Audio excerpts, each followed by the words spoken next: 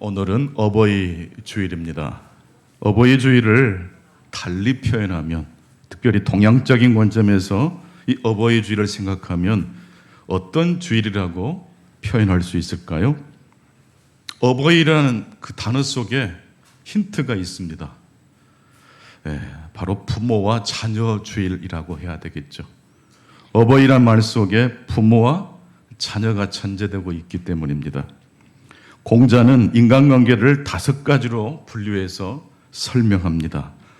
부자유친, 부부유별, 붕우유신, 장유유서, 군신유의입니다. 부자, 부부, 친구, 장유, 군신관계, 이 5가지로 인간관계를 분류했습니다. 보통 삼광오륜이라고도 하지요. 그런데 이 공자가 이 삼광오륜에서 가장 중요하게 생각한 덕목은 무엇이겠습니까? 바로 그것이 부자유친입니다. 왜 그럴까요? 모든 인간관계, 사회적 관계의 기초가 부모, 자녀로부터 시작되기 때문에 그렇습니다. 내가 이 땅에 태어나야지만이 신하로서 충성을 다할 수도 있고 친구관계도, 부부관계도 맺을 수 있지 않습니까? 부자유친, 이것이 바로 모든 관계의 기초입니다. 우리가 아무리 노력해도 바꿀 수 없는 것이 있습니다. 내가 태어난 날과 시간만큼은 바꿀 수 있습니까? 없습니까? 없습니다. 태어난 연, 월, 일시를 그래서 사주라 그러죠. 이 사주는 바꿀 수가 없습니다. 나를 낳아주신 부모와 자녀 관계는 바꿀 수 없다는 것입니다. 그만큼 부모와 자녀 사이는 소중한 것입니다. 부모와 자녀의 관계는 모든 관계의 기초입니다. 모든 관계의 토대가 부자유친인 것입니다. 그러므로 부모와 자녀 사이에는 친밀함이 있어야 됩니다. 또한 부모와 자녀는 서로 사랑으로 대할 수 있어야 합니다. 모든 관계의 근원은 부자유친입니다. 이 관계에서 성공한 사람은 그것을 바탕으로 해서 계속 뻗어나갈 수 있습니다. 반대로 이 관계에서 성공하지 못하면 많은 어려움을 겪게 됩니다. 이것이 공자가 말하는 삼광오륜의 이야기입니다. 그렇다면 하나님의 말씀인 성경은 모든 관계의 근원을 무엇이라고 말하고 있을까요? 당연히 하나님과의 관계입니다. 그런데 하나님과 우리 사이를 방해하는 것이 있습니다. 바로 죄입니다. 때문에 하나님과의 관계 회복을 위해서 먼저 해야 될 것은 죄 문제를 해결하는 것입니다. 하나님과의 관계를 회복하려면 죄 문제 해결 없이는 불가능합니다. 그런데 우리가 이 죄 문제를 스스로 해결할 수가 없다는 것이 또한 문제입니다. 그래서 그리스도께서 이 땅에 오신 것입니다. 그리스도께서는 하나님과 우리 사이의 소통을 막는 장애물을 제거해 주시고 우리의 죄를 씻어주시기 위해서 이 땅에 오셨습니다. 화해하는 것보다 중요한 것은 죄를 씻어내는 것입니다. 하나님과 나 사이, 나와 너 사이의 미움과 다툼을 일으키는 것이 바로 죄이기 때문에 그렇습니다. 요한복음 3장 16절 말씀을 화면을 통해서 같이 한번 읽어보겠습니다. 하나님이 세상을 이처럼 사랑하사 독생자를 주셨으니 이는 그를 믿는 자마다 멸망하지 않고 영생을 얻게 하려 하심이라. 하나님이 세상을 이처럼 사랑하사 독생자 예수 그리스도를 이 땅에 보내주셨으니 이는 그를 믿는 자마다 멸망치 않고 죄 문제가 해결되고 그래서 멸망치 않고 영생을 얻게 하려 하심이라고 말씀하고 계십니다. 예수 그리스도의 죽으심과 부활로 죄의 문제가 해결되었고 구원의 문이 활짝 열리게 된 것입니다. 누구든지 그리스도를 통하여 죄에서 자유롭게 되면 하나님과의 관계가 회복됩니다. 그리고 하나님과의 관계가 회복된 사람은 그 자리에 머물지 않고 그 자유를 바탕으로 다른 방향으로 계속 자유롭게 나아갑니다. 그렇게 해서 도달한 곳은 어디일까요? 여러분, 예수 믿고 우리들이 하나님과의 관계가 회복되면 가장 먼저 떠오르는 사람은 누구일까요? 가장 소중한 사람 아니겠습니까? 부모, 형제를 그래서 그리스도께로 전도하고 싶은 마음이 일어나는 것입니다. 왜요? 구원이, 영생이 너무너무 소중하기 때문입니다. 가족 전도를 위해서 계속 기도하시는 분들이 계실 거예요.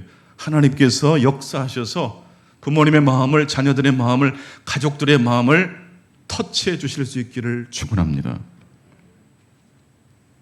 결국 모든 관계의 기초가 되는 가장 친밀한 관계, 부자 유친을 우리가 예수 믿고 거듭나면 이 부자 유친을 생각하지 않을 수가 없어요. 간혹 어떤 분들은 영혼 구원이 기독교에서 가장 중요하다라고 말씀하시는 분들이 있습니다. 하나님과의 관계가 다른 형제 자매들과의 관계보다 더 중요하다고 말씀하는 분들이 있습니다. 이른바 영혼 구원이 기독교의 핵심 가치라고 말합니다. 그런데 과연 그럴까요? 성경은 다른 사람과의 관계는 중요하지 않고 오직 하나님과의 관계만, 나와 하나님 사이의 관계만, 영혼 구원만 중요하다고 말씀하고 있습니까? 마태복음 5장 23절로 24절을 계속해서 같이 읽어보시겠습니다. 시작. 그러므로 예물을 제단에 드리려다가 거기서 내 형제에게 원망 들을 만한 일이 있는 것이 생각나거든 예물을 제단 앞에 두고 먼저 가서 형제와 화목하고 그 후에 와서 예물을 드리라. 예수님께서 말씀하신 말씀입니다. 하나님과 관계 회복을 원한다면 먼저 이웃과 관계 회복을 해야 한다고 말씀하고 있습니다. 하나님과의 관계 이전에 이웃과의 관계가 우선이라고 말씀하고 계십니다. 기독교는 영혼 구원을 분명히 말씀하지만 영혼 구원을 위해서 더더욱 우선적으로 해야 될 일은 형제와의 관계입니다. 부모와의 관계가 소중합니다. 그 문제를 풀고 하나님께로 나오라고 말씀합니다. 예수 그리스도를 통하여 이 세상에 구원의 문이 활짝 열렸습니다. 할렐루야. 하지만 하나님의 이 구원은 매우 지난한 과정을 동반합니다. 하나님의 구원은 솔직히 말씀드려서 매우 느릿느릿하게 진행됩니다. 왜 그럴까요? 하나님의 구원이 영혼 구원만 초점을 맞춘다면 순식간에 진행될 거예요. 하나님의 구원은 영혼 구원에만 몰두하지 않습니다. 하나님과의 수직적인 관계와 함께 수평적인 나와 너의 관계, 나와 이웃과의 관계, 부모 자녀와의 관계 속에 하나님의 구원이 역사하기 때문입니다. 하나님의 구원이 영혼 구원에 머물지 않기 때문에 인간관계의 화해를 향하여 나아가기 때문에 이 하나님의 구원은 매우 시간이 오래 걸리는 경향이 있습니다. 복음으로 죄사함을 받고 거듭난 사람들은 반드시 홀로 씩씩하게 삶을 살아가지 않습니다. 받은 은혜와 감격을 형제에게 가지고 갑니다. 부모에게 가지고 갑니다. 모든 인간관계의 기초가 되는 부모, 자녀 사이에 그리스도의 복음이 들어가기를 기도합니다. 때문에 어버이 주일은 단순히 절기상의 한 주일이 아닙니다. 어버이 주일은 절기 이상의 의미가 있습니다. 부자 유치는 이 세상 모든 관계의 기초가 되는 관계이기 때문에 그렇습니다. 세 가지로 말씀을 정리해서 드리겠습니다. 첫 번째, 가장 친밀한 사람들과 잘 지내는 것이 신앙생활의 핵심입니다. 같이 한번 따라서 해보시겠습니다. 가장 친밀한 사람들과 잘 지내는 것이 신앙생활의 핵심입니다. 여러분, 부모 자녀의 관계는 내가 원해서 된 것도 아닙니다. 하나님이 부모 자녀의 관계를 맺게 해주신 것이죠. 그래서 부모 자식의 관계는 끊을래야 끊을 수가 없어요. 그만큼 소중해요. 그래서 이 친밀한 관계는 노력하지 않아도 그 관계가 계속 유지되고 깊어질 수 있습니까? 여러분, 좋은 인연을 맺게 되면 그것이 계속 유지가 됩니까? 노력해야지 그 관계가 유지가 됩니까? 좋은 부부의 관계 역시 그냥 내버려 두면 그 관계가 계속 깊어집니까? 노력하고 수고해야 합니다. 좋은 관계일지라도 노력하지 않으면 문제가 발생합니다. 언제 문제가 터지게 됩니까? 친밀해졌을 때, 가까워졌을 때 문제가 터집니다. 그때 실수하기 쉽습니다. 그래서 인연을, 좋은 관계를 계속 유지하기 위해서는 애쓰고 노력해야 됩니다. 좋을 때 더 조심해야 되고 더 수고해야 합니다. 때때로 살다 보면 좋은 관계가 어그러질 때도 있습니다. 악연을 만날 때도 있습니다. 그럴 때 어떻게 해야 되겠습니까? 인연은 계속 좋은 관계로 유지하도록 노력해야 되고, 불행한 만남이 우리 가운데 찾아왔다 할지라도 그 악연을 무엇으로 바꿔낼 수 있어야 됩니까? 인연의 관계로 바꿔내야 돼요. 우리 속담 중에 악연을 인연으로 바꾸는 속담이 있습니다. 한번 생각해 보십시오. 악연일지라도 좋은 만남으로 바꿔내는 속담. 어떤 속담이 떠오르십니까? 이렇게 하면 악연도 인연으로 바뀝니다. 다 아는 속담입니다. 미운 놈 딱 하나 더 준다. 미운 놈 딱 하나 더 준다. 미워요. 근데 오히려 더 잘해주라는 뜻이에요. 싫어하는 사람에게 오히려 더 잘해주라는 뜻입니다. 이 속담은 우리 예수님의 가르침과 매우 흡사합니다. 마태복음 5장 41절입니다. 누구든지 너로 억지로 오리를 가게 하거든 그 사람과 심리를 통해해라. 미운 놈 딱 하나 더 주라는 이야기와 예수님의 이 산상설교 가르침과 일치하지 않습니까? 억지로 오리를 가자고 재촉하는 사람에게 오히려 심리를 동행해줘요. 예수님은 보복의 윤리가 아니라 굴종의 윤리를 말씀하고 계시는 겁니다. 여러분, 보복의 윤리는요, 정의의 윤리입니다. 이는 이대로, 눈은 눈대로. 나에게 해준 대로 갚아주는 게 정의로운 거예요. 기브 앤 테크예요. 그런데 그런 관계는 어느 정도 관계가 시간이 지나면 멀어지게 되고 좋지 못한 관계로 미끄러지기 쉽습니다. 어떤 관계가 좋은 관계로 계속 유지되고 악연일지라도 어떻게 하면 좋은 관계로 회복이 됩니까? 보복의 윤리, 정의의 윤리가 아니라 굴종의 윤리입니다. 오리를 가자고 보채는 사람에게 몇 리를 더 가져요? 10리를 더 가주는 거예요. 나를 힘들게 하고 다 괴롭게 하는 사람에게 더 친절하게, 더 좋게 그 사람을 대해주면 그 사람 역시 마음을 바꾸게 된다는 뜻입니다. 이정용 박사님의 이야기입니다. 이분이 화학을 전공하시다가 미국 유학 중에 꿈에 예수님이 나타나셔서 마음을 두드리신 거예요. 그래서 이제 과학자가 되려던 이 사람이 신학생이 돼버리고 말았어요. 교수들도 말리고 목사님들도 말렸는데도 불구하고 필요 없어요.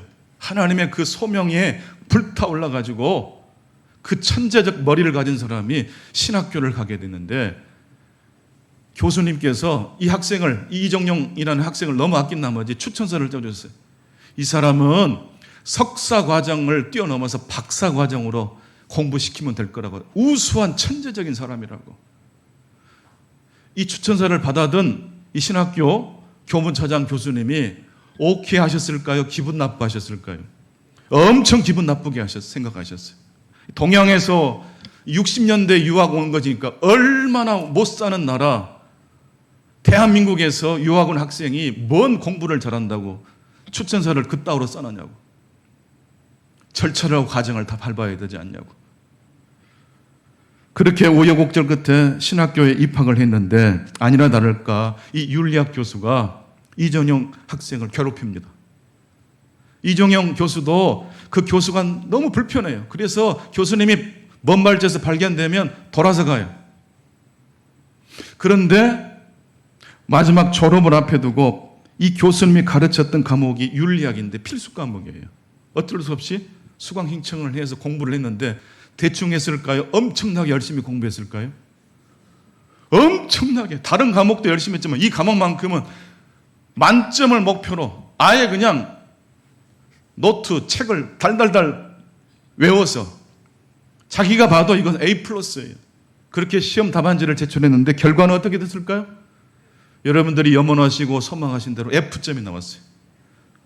너무 억울해서 왜 F점인지를 좀 설명해 달라고 교수님을 찾아가서 물었더니 교수의 차량이라고, 억울하면 학장을 찾아가라고. 학장을 찾아가서 물었더니 그 교수가 너한테 지금 심통이 난 것 같은데 나도 어쩔 수 없다고. 채점을 주는 권한은 교수에게 있다고. 너무 가슴이 답답하고 억울합니다. 다시 재수강을 해서 공부를 더 열심히 했지만 역시 성적은 어떻게 나왔을까요? D 학점을 주더래요. 겨우 졸업할 수 있는 학점을 준 거예요. 어느 날 깊은 좌절감과 패배감에 사로잡혀 있었던 이정용 학생이 학교 근처에 있는 호숫가에 가서 늦은 시간 털썩 주저앉아서 자신의 삶을 한탄하고 있었습니다. 그런데 그 늦은 밤 호수에 떠오른 달빛이 비치기 시작했어요. 여러분, 달은 차오르면 기울기 시작하죠. 여러분, 절정의 시간은 다시 변화라는 시간이라고 말씀드렸잖아요. 패배감, 절망감도 그득그득 절정에 차오르니까 변화가 시작될 수 있어요. 너무 억울하고 분통이 터지는데 이게 꽉꽉 찼어요. 이때 달빛을 보고 불현듯 생각이 떠오른 거예요. 내가 좋은 학점을 받기 위해서 신학교에 왔는가? 아니면 하나님이 나를 부르셔서 신학교에 왔는가? 이 질문이 팍 떠오르는 거예요. 그 순간 자신이 그동안 신학교에 와서 열심히 공부한 것이 하나님의 부르심에 순종함이 위함이 아니라 좋은 성적을 맡기 위해서 다른 사람보다 월등한 사람이 되고 싶은 그런 마음이었다는 것을 생각하게 됩니다. 그러자 자신이 부끄러워졌고 마음에 평화가 임했습니다.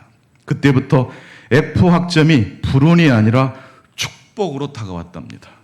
그 교수님이 F 학점을 주지 않았다면 자신이 계속 공부 잘하는 목표로 살았을 것이라는 것을 알았기 때문입니다.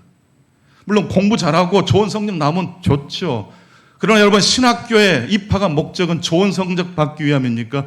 하나님의 부르심에 순종하기 위함입니까?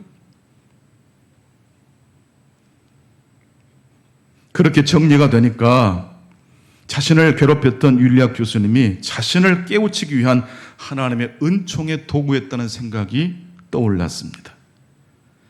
그래서 이 이정용 학생은 윤리학 교수에 대한 태도를 완전히 바꾸었습니다. 기회가 된다면 교수님께 자신이 깨달았던, 그래서 자신이 받았던 그 감동과 고마움을 표시하고 화해하고 싶은 마음이 일어났습니다.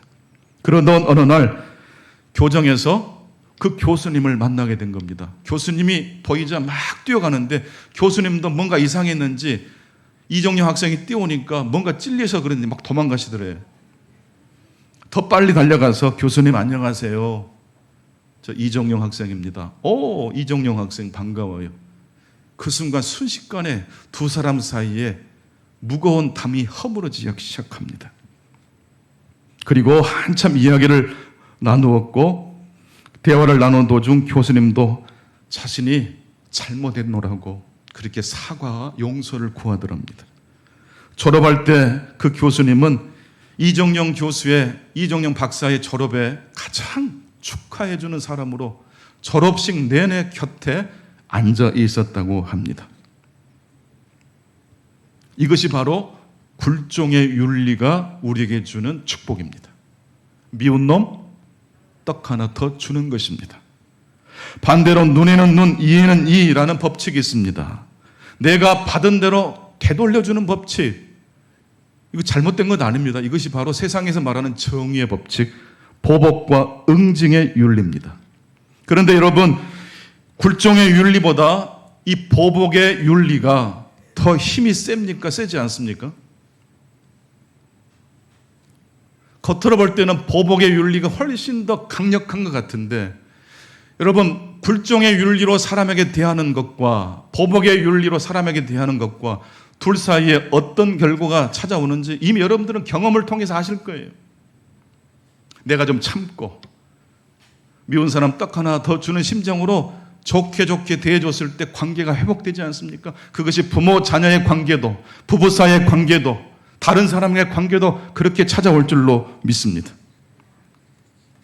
모든 관계는 노력하고 수고를 통해서 그 관계가 유지될 수 있고 깊어질 수 있습니다. 기독교 신앙에서 노력 없이 단번에 화해가 이루어지거나 좋은 관계로 회복되는 것은 없습니다. 17살에 애굽의 노예로 팔려갔던 요셉이 30살에 총리 대신이 됩니다. 그리고 형님들을 만나서 화해하지 않습니까? 형님들과 요셉이 화해하기까지 몇 년이 걸린 거예요? 13년이 걸렸어요. 이삭을 속이고 형 에서를 속여서 결국 하란 땅으로 도망치듯 떠나야 했던 야곱이 형 에서와 몇 년 만에 화해합니까? 20년 만에 화해합니다. 하나님의 성령 역사하면 즉각적으로 관계가 회복되도 있지만 대부분의 경우는 어그러진 관계가 회복되기 위해서는 무엇이 필요해요? 시간과 노력이 필요하다는 것입니다. 절정에 다다랐을 때 변화가 시작되는 뜻입니다. 모든 좋은 관계에는 이것이 있습니다. 바로 예입니다. 예가 있으면 어려운 상황에서도 균형을 잡을 수 있습니다. 예란 쉽게 말씀드려서 똑똑똑입니다. 여러분, 말하는 내용만큼 중요한 것이 무엇이라겠습니까? 말하는 태도라고 그랬습니다. 쾅쾅쾅 문을 두드리는 사람과 똑똑똑 문을 두드리는 사람 중 어떤 사람이 대화에 성공할 가능성이 높습니까? 쾅쾅쾅이 아니라 똑똑똑입니다. 당연히 내가 요구할 수 있는 것이지만 똑똑똑 오늘 스케줄이 어떠니? 지난번 약속했는데 오늘 괜찮니? 듣는 자녀의 마음이 어때요? 활짝 마음이 열리겠죠. 관계가 소원해졌을 때는 가만히 있으면 안 됩니다. 능동적으로 대처해야 됩니다. 보통 관계가 어긋날 때는 큰 문제 때문에 어그러지는 것이 아니라 참 이상하죠. 별 문제도 아닌 것 같은 문제 때문에 관계가 깨져요. 길을 가다가 넘어질 때도 바위에 부딪혀서 넘어지는 것이 아니라 자그마한 돌뿌리에 걸려서 넘어집니다. 부부 사이에도 사소한 문제로 다투는 거예요. 부모, 자녀 사이에 관계가 어그러지는 것도 바위와 같은 문제가 아니라 사소한 문제 때문에 관계가 소원해지는 것입니다. 그래서 우리는 그리스도인들은 특별히 작고 사소한 차이를 읽어내는 감각이 있어야 됩니다. 요한복음 2장에 보게 되면 가나 혼인잔치에 포도주가 떨어지는 것을 누가 먼저 알아챘어요? 예수의 모친 마리아가 알아챘어요.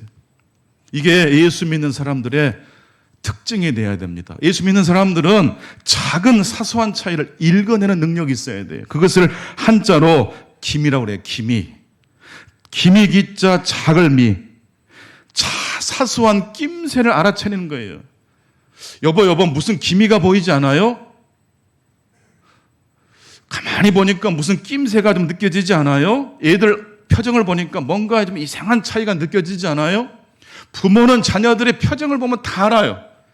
그 아이가 행복한지, 웃고 있지만 울고 있는지, 쓸쓸한지, 괴로운지 그 표정의 미묘한 차이를 읽어내는 거예요. 육체의 치료는 누워서 의사의 도움을 받고 치료를 받아야 되지만 영혼의 질병은 가만히 있으면 안 됩니다. 벌떡벌떡 일어나 뛰어가야 됩니다.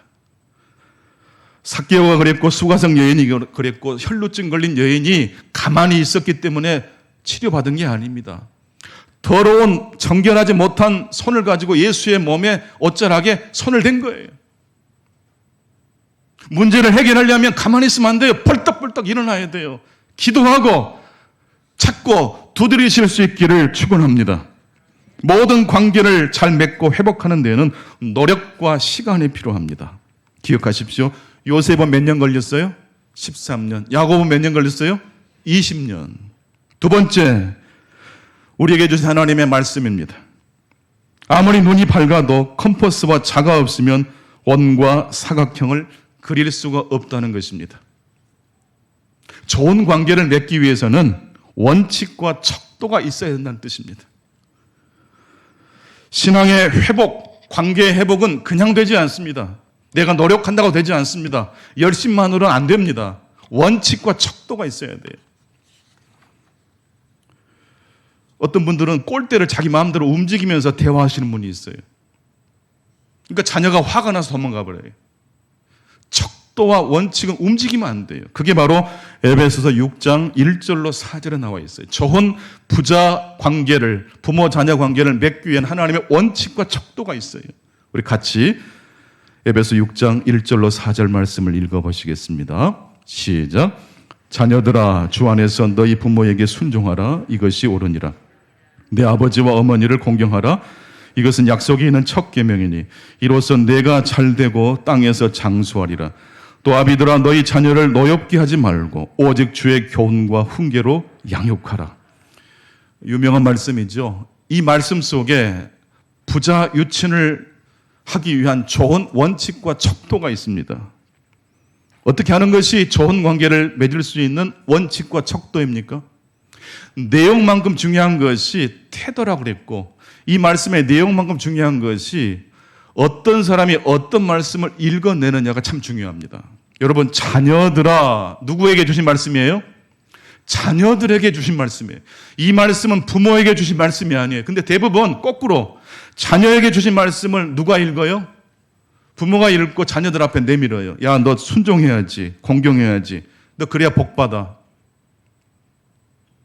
이렇게 사용하는 것은 꼴대를 자기 마음대로 움직이는 거예요. 자녀들아, 이 말씀은 누구에게 주신 말씀이에요? 자녀가 읽어야 될 말씀이에요. 부모가 읽어야 될 말씀 뭡니까? 또 아비들아, 너희 자녀를 뭘 하지 말아라? 노엽게 하지 말아라. 오직 주의 교훈과 훈계로 양육해라. 내가 믿음과 말씀대로 살면 자녀들은 따라온다는 뜻이에요. 내가 하나님 되면 안 돼요. 내가 기준이 되면 안 돼요. 하나님의 말씀과 교양대로 내가 말씀을 지키면 자녀들은 오게 된다는 뜻이에요. 아무리 삶의 경험과 지혜가 있다 할지라도 컴퍼스와 자가 있어야 원과 사각형을 그릴 수 있습니다. 자녀들을, 좋은 관계를 유지하고 맺으려면 인간적 지혜를 뛰어넘어서 하나님의 말씀이라는 컴퍼스와 하나님의 말씀이라는 자가 여러분 가운데 주어진 줄로 믿습니다. 그 말씀대로 순종하실 수 있기를 바랍니다. 마지막 세 번째입니다.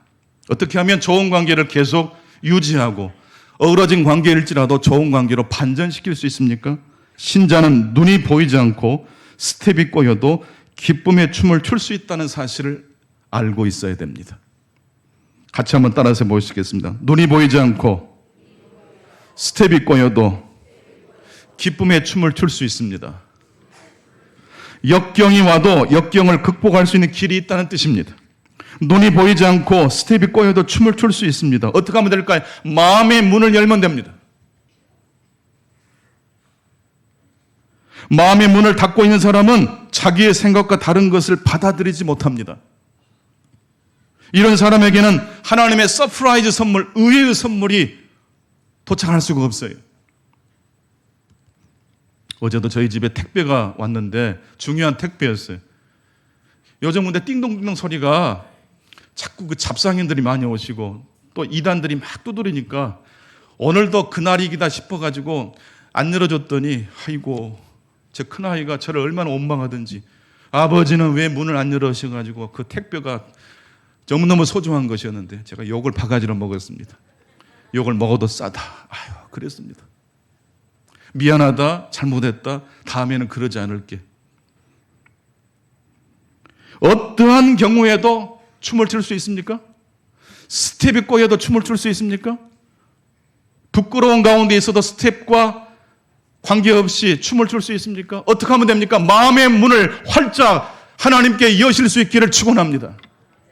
그 문제와 상황보다 더 크신 하나님께 마음의 문을 여실 수 있기 바랍니다. 그럴 때 의외의 선물이, 서프라이즈 선물이 우리의 열려진 문 가운데로 들어오는 것이에요. 눈이 밝아도 세상의 흐름을 놓치면, 하나님의 때의 흐름을 놓치면 낭패를 당할 수 있습니다. 오늘 전도서 말씀을 읽어보시면 얼마나 은혜로운 말씀인지 몰라요. 엄청난 말씀이에요.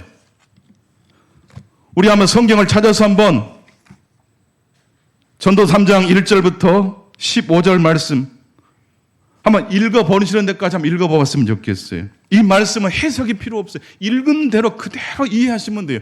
대신 마음의 문을 활짝 여시고 이 말씀을 같이 한번 읽겠습니다. 시작. 범사에 기한이 있고 천하 만사가 다 때가 있나니 날 때가 있고 죽을 때가 있으며 심을 때가 있고 심은 것을 뽑을 때가 있으며 죽일 때가 있고 치료할 때가 있으며 헐 때가 있고 세울 때가 있으며 울 때가 있고 웃을 때가 있으며 슬퍼할 때가 있고 춤출 때가 있으며 돌을 던져 버릴 때가 있고 돌을 거둘 때가 있으며 안을 때가 있고 않는 일을 멀리할 때가 있으며 찾을 때가 있고 잃을 때가 있으며 지킬 때가 있고 버릴 때가 있으며 찢을 때가 있고 꿰맬 때가 있으며 잠잠할 때가 있고 말할 때가 있으며 사랑할 때가 있고 미워할 때가 있으며 전쟁할 때가 있고 평화할 때가 있느니라. 일하는 자가 그의 수고로 말미암아 무슨 이익이 있으랴. 하나님이 인생들에게 노고를 주사 애쓰게 하신 것을 내가 보았노라. 하나님이 모든 것을 지으시되 때를 따라 아름답게 하셨고 또 사람들에게나 영혼을 사모하는 마음을 주셨느니라. 그러나 하나님이 하시는 일의 시종을 사람으로 측량할 수 없게 하셨느니라. 아멘. 내가 생각했던 계산대로 어떤 흐름이 진행되지 않을 수도 있어요. 나는 심고 싶은데 하나님은 거두러 가시고, 나는 잊고 싶은데 하나님은 찢으라고 말씀하실 때가 있어요. 나는 안아주고 싶은데 멀리 하라고 말씀하실 때가 있어요. 때를 정하는 것은 내가 하는 게 아니에요. 내가 할 수 있는 일은 상황이 내가 원하는 대로 되든지 되든지 않든지 간에 하나님께 여러분의 마음을 활짝 여실 수 있기를 바랍니다. 내 계산과 맞지 않아도 하나님께 마음의 문을 열어야 돼요. 새로운 가능성이 그 열려진 마음으로 들어오게끔 마음의 문을 활짝 열어야 된다는 말씀이에요. 왜냐하면 우리의 계산보다 하나님의 계산이 더 탁월하시기 때문입니다.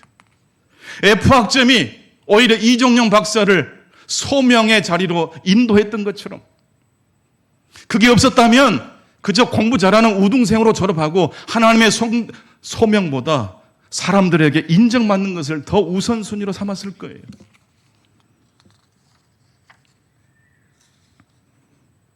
또한 마음의 문을 활짝 열 뿐만 아니라 우리는 마음속에 담겨 있는 것들을 비워내야 합니다. 아무리 문을 열어도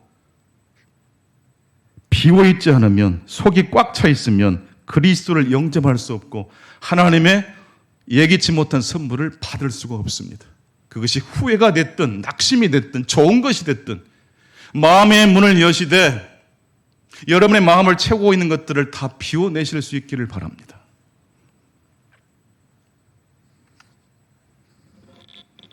신자는 때를 분별할 줄 아는 사람입니다. 좋은 때, 나쁜 때가 아니라 하나님의 때에 마음을 연다는 뜻입니다. 하나님은 내가 원하지 않는 그 상황을 통해서 일하실 수 있다는 사실을 마음의 문을 여실 수 있기를 바랍니다. 알파치노라는 배우가 주연한 여인의 향기라는 영화가 있습니다. 고등학생 찰리가 아르바이트 광고를 보고 퇴역한 장교 프랭크 슬레이드 중령을 만나러 갑니다. 찰리라는 학생은 돈을 받고 부활절 연휴 동안 슬레이드 중령을 돌보는 아르바이트를 하게 됩니다. 슬레이드 중령은 사고로 5년 전에 시력을 잃게 된 사람입니다. 그것 때문에 이 슬레이드 중령은 성격이 괴팍해졌습니다. 찰리는 조용한 주말을 기대했지만 슬레이드 중령은 오랫동안 준비해왔던 뉴욕 여행을 감행합니다. 얼떨결에 찰리도 슬레이드 중령과 함께 뉴욕까지 동행을 하게 되었고, 그곳에서 최고급 호텔, 최고급 요리, 리무진 차 사이를 오가면서 특별한 경험을 합니다. 그 영화의 클라이맥스 장면은 슬레이드 중령이 식당에서 만난 한 여인과 탱고 춤을 추는 장면입니다. 한 1분 몇 초 정도 영상이 준비되어 있는데요. 왜 이 장면이 이 영화의 클라이맥스고 오늘 설교와 연관이 되는지 이 영상을 잠깐 우리 시청하시고 이 말씀을 제가 결론을 맺도록 하겠습니다.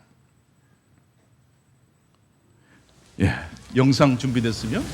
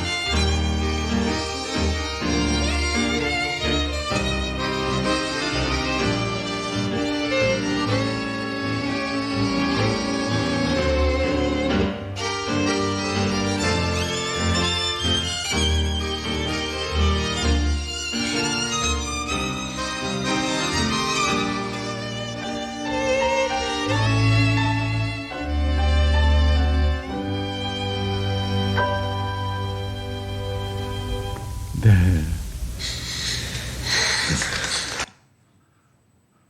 이 여인은 식당에서 플랭크 슬레이드 중령이 처음 만난 여인입니다. 슬레이드 중령은 앞을 보지 못하는 시각장애인이 된 사람입니다.